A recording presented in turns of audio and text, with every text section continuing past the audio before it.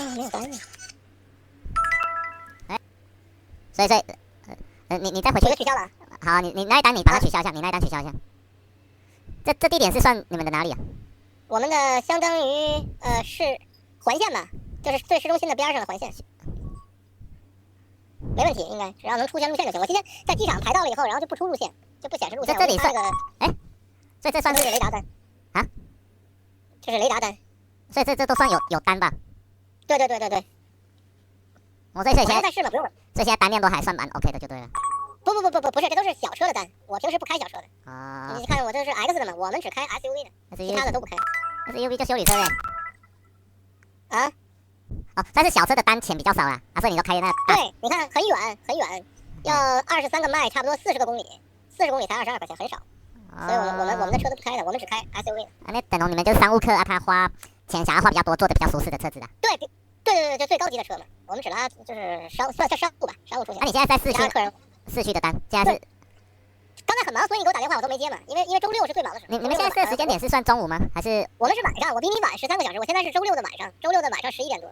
那等同就是大家出去玩啊，刚回来。对，就是每周五、每周六晚上就很多人去酒吧呀什么的，所以一直都忙到夜里。那等同夜店啊、酒吧、酒店啊，大家都要叫车。对。然后平时的时候，工作日的时候呢，就是高级的酒店。那就是下午5、6点下班，或者是上班尖峰期那边吧。对，或者是出差的呀，去机场的多一些。平时只有周末的这种短的单还有一些，应该没问题了。我也不知道为什么，反正现在没问题了。啊，加油那个嘞，加油！加油的那个，我给你留言了，已经可以用了呀，加油！第3次的可以去用吗？我第3次我是在加油机试了一下，我没加，但是我输了以后，它油价已经变了。哦，它就是先有折扣到就对了。对呀，我还要跟你说呢，我说我问你。喂，听得见吗？哎，有。对，我下车了。然后我说你看看多少钱？然后这样的话，其实就是你是要用不同的手机，还是说你现在？我先用我的方式帮你改看看一台手机最多能够撑到几次。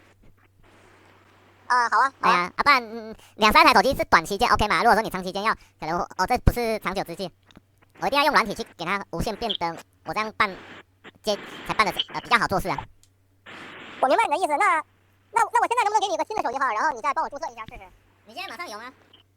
我现在马上有，因为我手机号是我为什么原来不要一下弄好几个，是因为我如果换了手机号，然后就不能再收验证码了，等于我给你一次，你收验证码，你退出以后再要登的话，我就收不了验证码了，相当于我这个号就作废了。